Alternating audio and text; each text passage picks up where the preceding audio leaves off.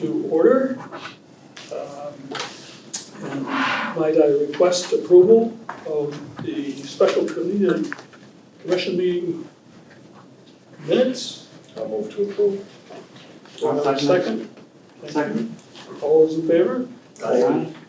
And then the regular commission meeting held on August 9th. I'll move to approve again. I'll second again. Okay, all those in favor? Aye. Good. So we have an action item, Baker sub-distribution transformer. Yeah, I guess I'll just kind of cover that a little bit. So we've been meaning to put a second transformer for a distribution system at Baker substation for quite a long time. The second transformer that exists there now is probably about 70 years old. I think we said it was 1966. And hasn't been in service in the 15 years that I've been here. I don't think I would want to try to put it in service. We had always had in our 5-year budget plan purchasing a new transformer.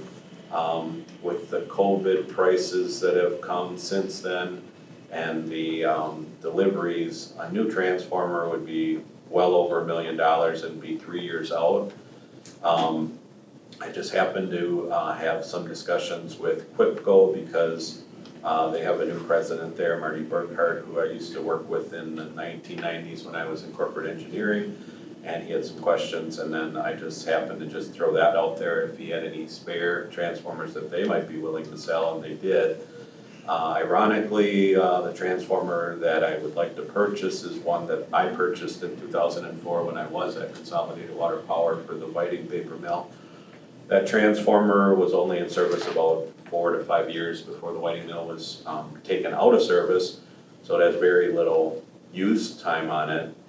And it looks like it's in relatively good shape. It was manufactured by Waukesha when they were at the height of making premier transformers for the industry. So I know it's a good unit. It was my spec that I wrote for the unit, so I also know that it was made to spec.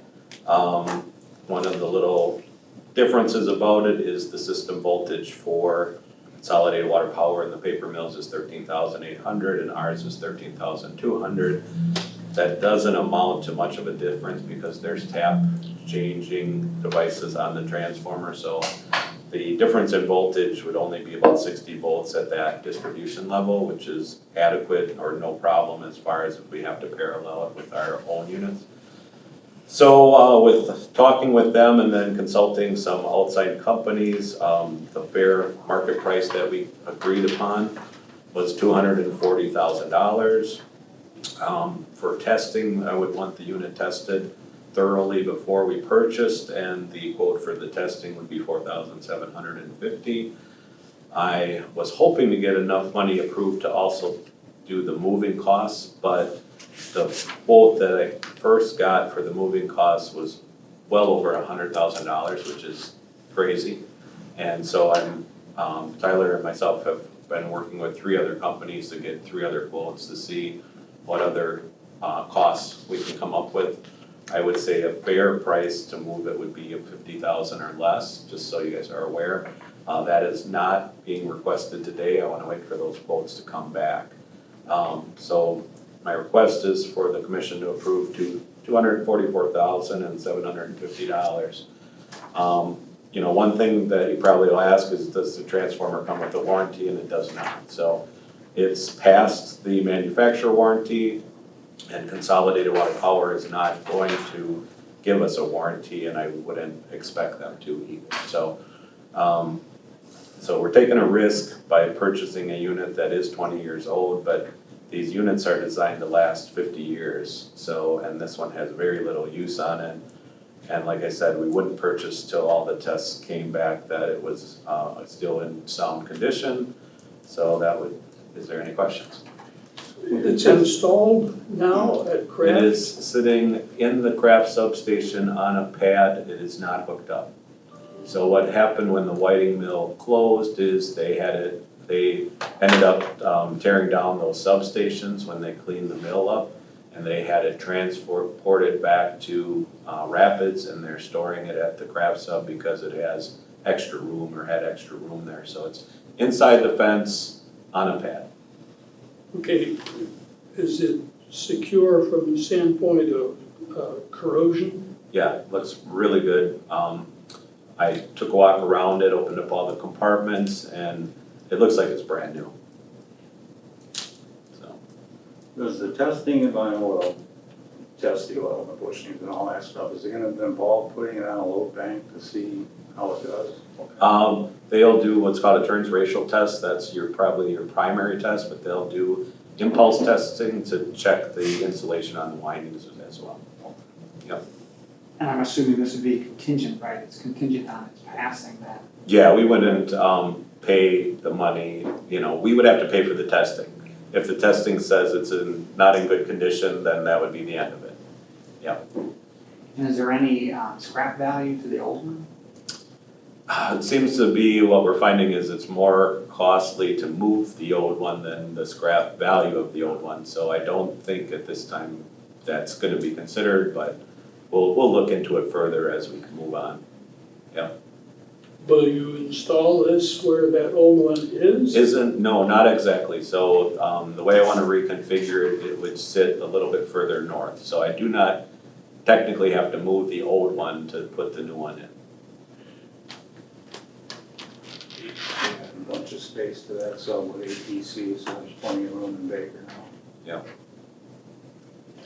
Does that include your installation costs? This cost here is only the transformer and the testing, nothing else. So installation, the estimate on here was, Yeah, so I went on to talk about, so this gets us the transformer. We're gonna have to then purchase medium voltage breakers and regulators as well, and then do all the wiring to all that equipment, and then cabling from that breaker out to the transmission system.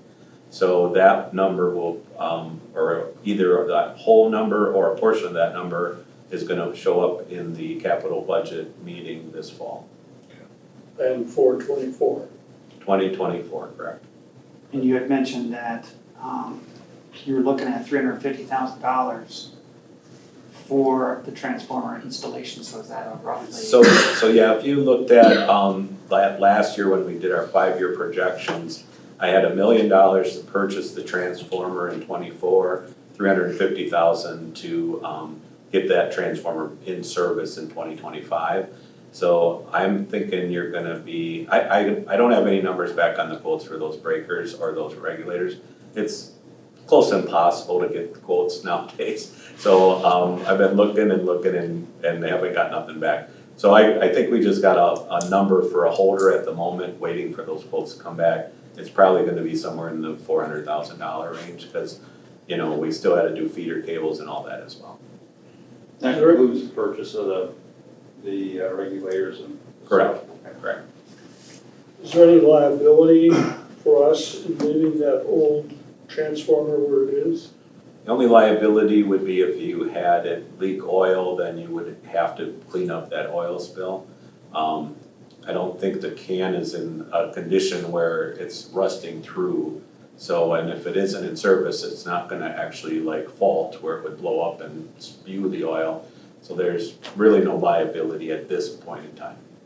I did notice that there's rust on it when we made our tour. Definitely outside rust, yep. So, the pad it's sitting on isn't the type of design where after it rains, it holds the water and then it sits in water.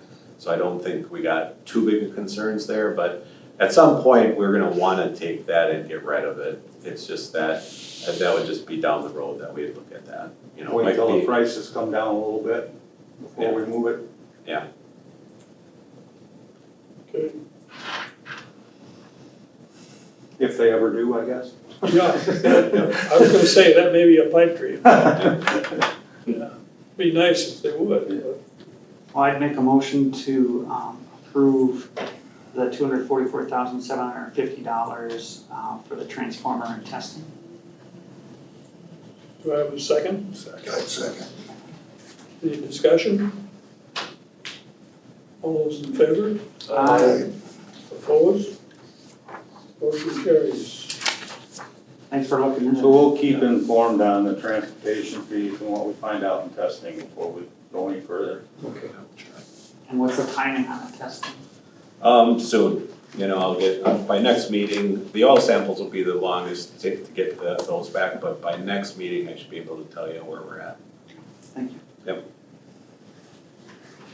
Okay, let's move on to safety committee. Any questions for safety group?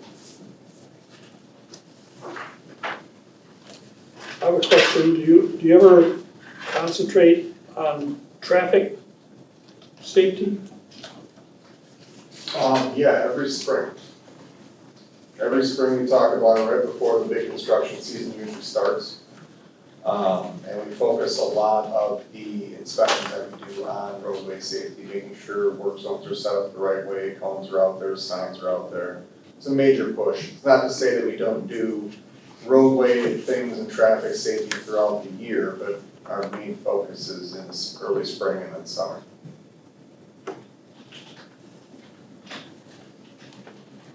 Any other questions or comments? I see the guys on Apricot Street, they're working the last week, it looks like they're doing a good job as far as spotting traffic and the cones are maintained. It's, I don't think it could be done any better, just from what I've noticed, we've been through there quite a bit. So they're doing a good job. Good. Two of us in crews. Line superintendent's report?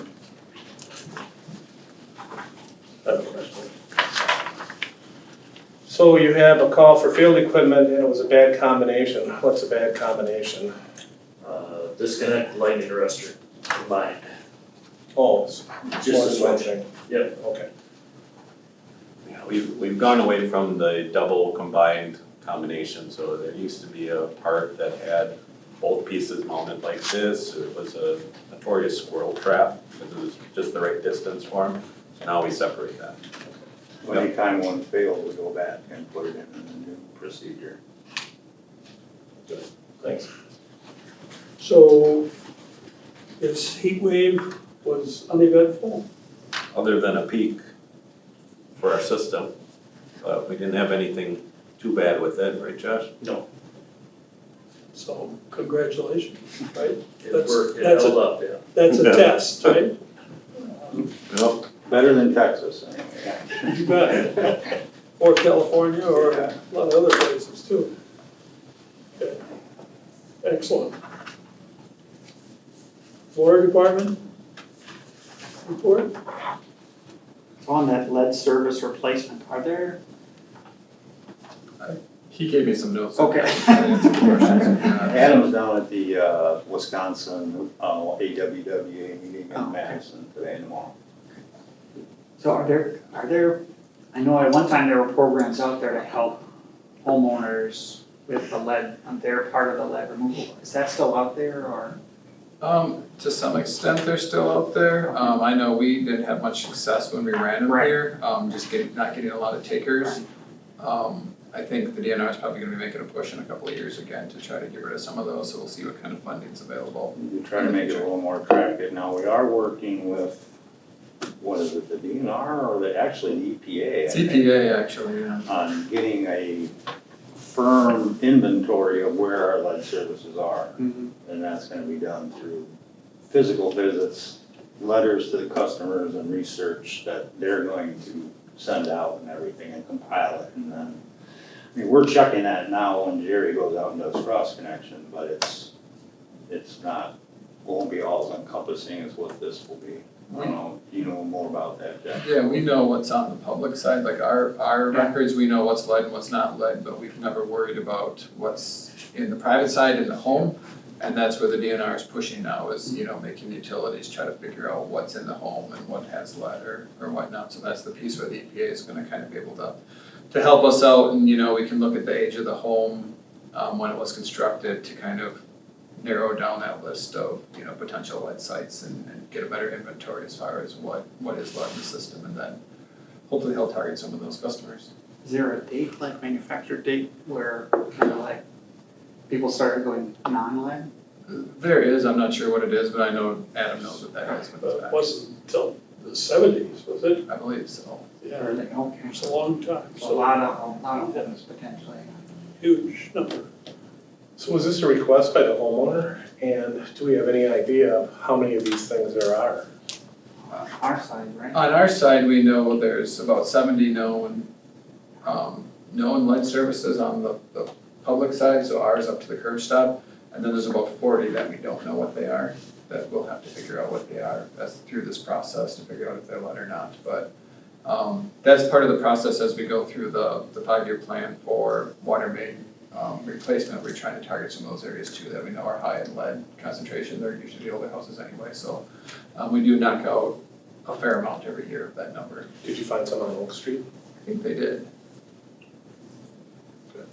Thanks. Yeah, you think the homeowner or renter would be more interested in knowing whether their service is or not, but.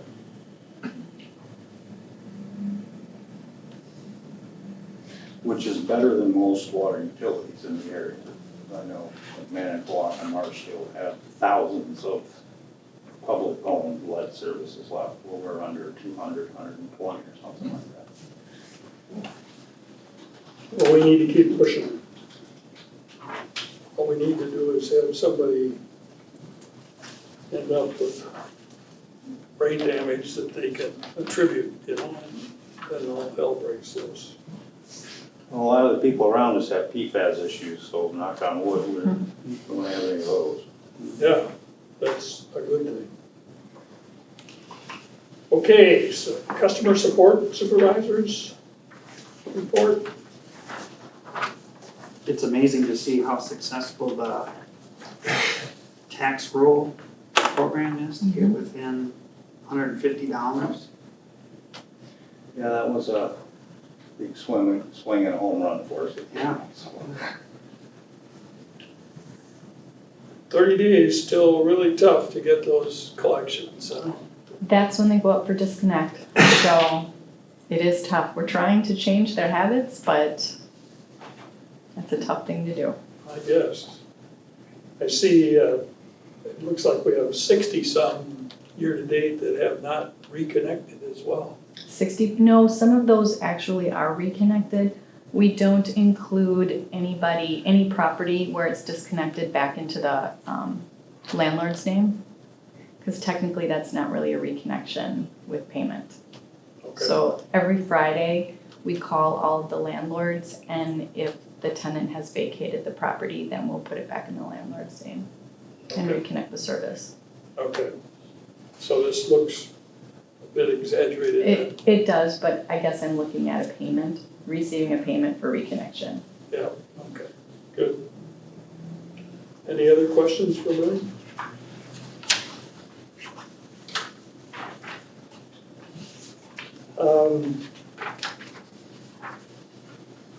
So Sean, are you going to clue us in so that we can do this trivia contest adequately and pass muster here? You want the answers?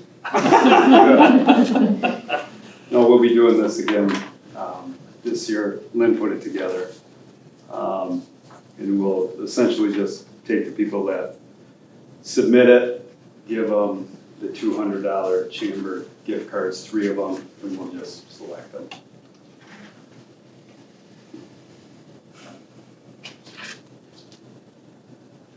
Okay, Director of Finance, report. Any questions for Jeff? Being in the black is a good thing. It is. And the rate, it took until July. Took a while, but we got there, so. The rate case, Good to go. It was successful. We got the finalized rates on August 15th, though those rates will be effective September 1st, so people start seeing them on their October bills. Like you mentioned, it's about a $5 increase for the average residential customer. okay, And it was good to see the purchase power expense leveling off comparable to last year now, finally. I agree. On the investment report, it's also quite nice to see the percent returns coming up pretty Yeah, it was- nicely. That last one we purchased, that was over 6%, was really nice to, I mean, it's a little bit longer term, but it's nice to have some of those ones we purchased during the pandemic when rates were really low, start rolling off, and be able to reinvest those in higher returns. And even the local government and the Prevail rate.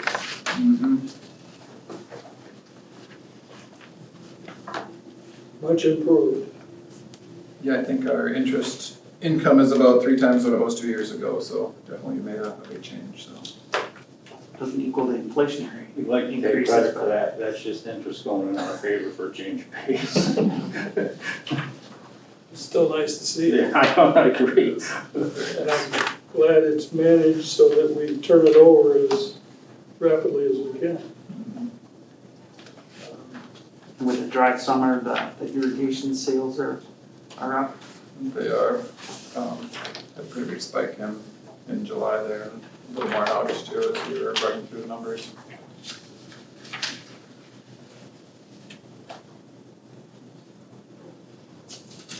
Any other comments or questions for Jeff?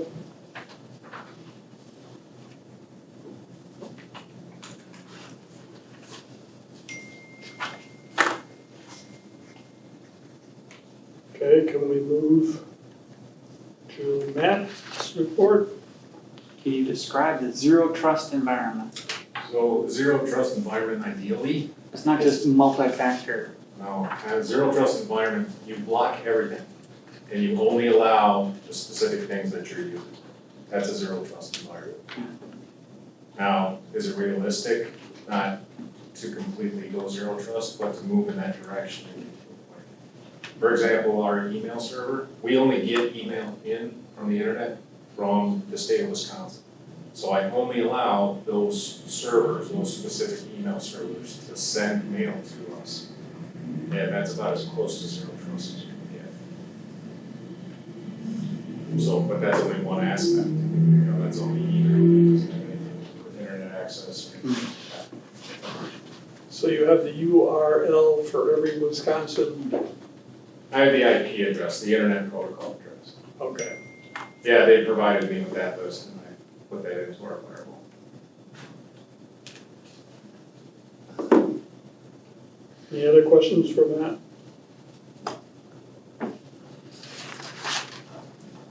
So let's move to the Conservation Manager's report.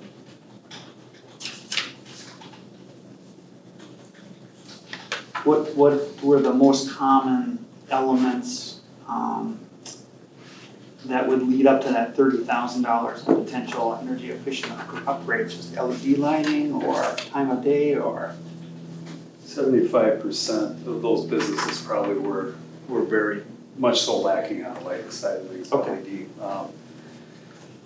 HVAC as well, Okay. a lot of old AC units. On a smaller side of things, probably occupancy sensors or smart thermostats, which are minimal. Thank you. Any other questions for Sean?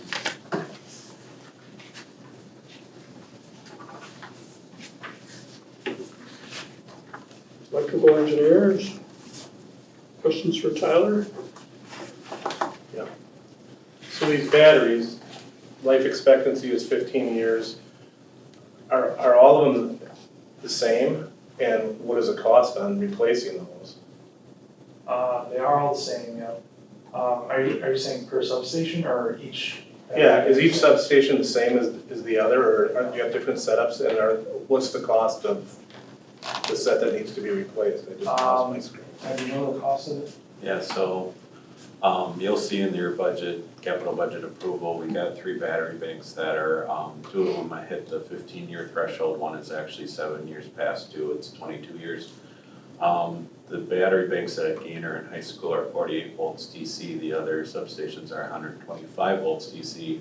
That only difference means you got less batteries at those other lower voltage substations, but 3 of the battery banks need to be replaced, next year, and it's gonna come to $60,000 for all 3 of them. These are all lead acid type batteries. These are nickel cadmium battery, or I believe, I think so, yeah, I believe, yes, So nickel, NiCad, yeah. They're not lithium yet, no, no lithium, I yeah. don't think so. Probably be some risk with those, right? Yeah, Yeah, huge banks. lithium is more for rechargeability, these are staying topped off all the time, so that gets perfectly fine.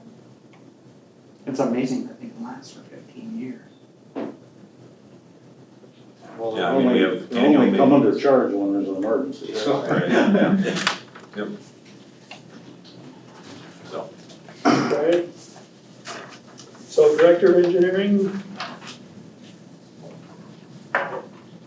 Kind of interesting to, I bet, to hear him talk about the nuclear winter and yeah, the sun being blocked out and. that's my most enjoyable meeting I attend, because they have a huge section on engineering, and they talk about their long-term projects, and then they go into their different scenarios that they go into as far as, well, what happens if this and this, and what are our contingencies, and I eat that stuff right up. Did they say, in that, did they say like, you know, with all considerations, what's the optimum solar component of the generation, you know what I mean? There's just not enough gas being built right now is what the problem is. Yeah. Enough solar, and I mean, you look at the queue at the MISO, and I'm sure they commented on it, but it's 95% solar or wind. A little bit of battery storage, but that's. cost Additional prohibitive. capacity going? Correct, generation capacity. Yeah. There needs to be more gas to back it up, or. Right, but I don't know what that, you know, Yeah, I don't- ideally some utopian, you know, Yeah, what is percentage. what are the ratios that Yes, work out the yeah. best? Yeah, I don't remember them having a chart that actually said this is what we wanna have for these percentages. But they just started going into these contingencies of all at once, if the sun doesn't shine or the wind Right. doesn't blow, how are we gonna manage this? You know, and they said on a hot, no wind summer day, Wisconsin is at its most vulnerable at the moment. Because you have no wind generation and your solar generation isn't enough and then they're retiring all these plants, so you're right at the threshold where you could have a real major cascading blackout, so. did they, sorry, No, Yeah. did they indicate anything, you know, the, I don't know what they call them, the smaller size, nuclear, nukes, yeah. You know, potential to be that, you know, I that just base wrote- load? I just read I don't know if you guys saw this article, but I think it's a naval base in Alaska, it's a military base in Alaska, that they just approved some of these modular nuclear project up there, which and they talked about that at the APPA conferences years ago, trying to get those approved, so maybe we'll start seeing those take off a little bit. I think that'd be a good idea, to be honest. But the one that was just recently put online, with those modular reactors, was a joint project between Santee Cooper and South Carolina, which is a municipal provider, and they partner with Duke Energy. And just as past nuclears, because of the NRC regulation, that thing came in 10 times over what the estimated original price was. Really? And 7 years late. But the long term, you know, is to have these things kind of like on an assembly line, right? You're producing multiple, not Yep. one mega project, Exactly, multiple smaller units. right. Yeah, I think I think it's somewhere between like 200 megawatts is what a modular one is, and so you just have multiple ones stacked up. And the whole idea then is if you start having a failure, you don't have this entire plant going down, you can flood this one modular unit, and so yeah, it makes a lot of sense. Yeah, the government for the military has budgeted like 300 billion for those 4 military base installations. So that they'll have a transportable, these are actually transportable generation units. Nice. So they can put them on a trailer or whatever, Railroad car, maybe. railroad car, yeah, Well, they had them on submarines, so, you know. yeah. Thank you. This line under the lake, Yeah, is that DC? yeah, so it's 765 kV DC, DC, okay. yeah.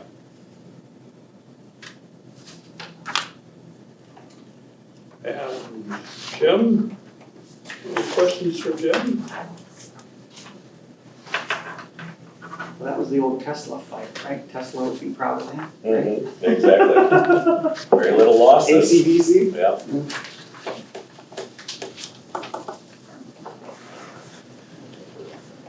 Right, right. So parallel generation tariff dockets.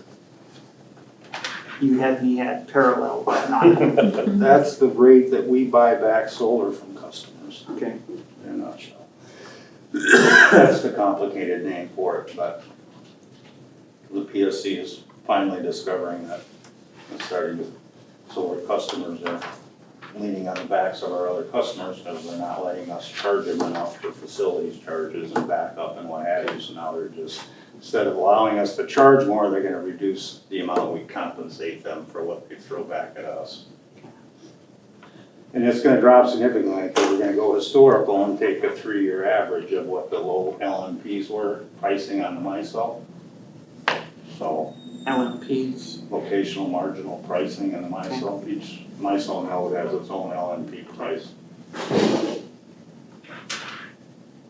So what are we right now? Isn't it like 5, 4 or 5%, 5 cents? 0.067. 6 cents? Right now, we have to include a transmission component, because when we did the buyback tariff, that's what the PSC's policy was. Going forward, we will not have a transmission component involved. Okay.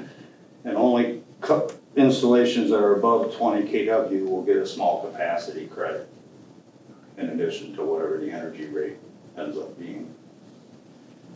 And in our area, who would that be? Would that be at the library maybe? We only have The a high few school? above 20 kW, yeah. Well, the library's one for sure. Yeah, high school. I don't know. High school. And I don't even think Mid-State's that big, is it? No, I don't think so. 7.6, 7.6, I think, Mid-State's charging there. Anything else for Jim? If not, review of accounts payable.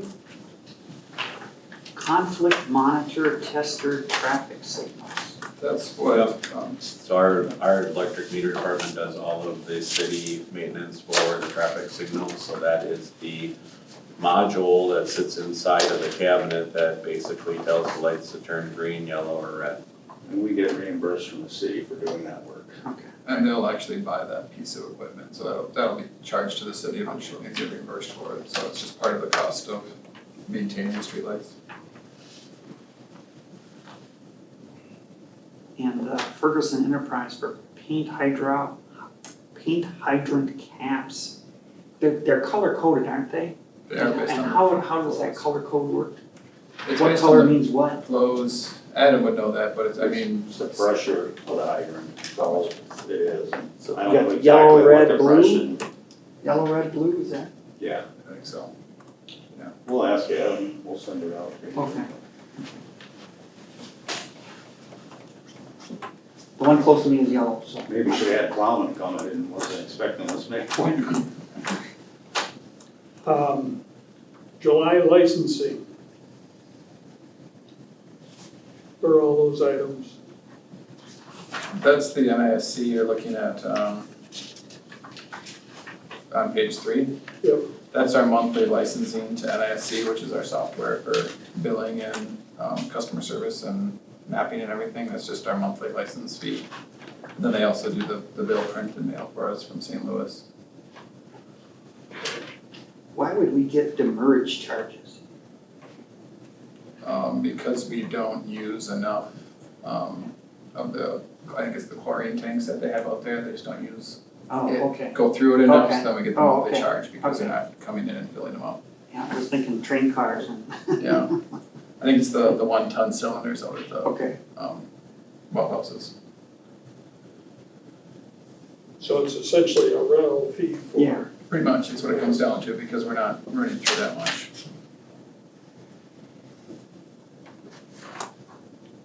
anything on the check register? Any other questions?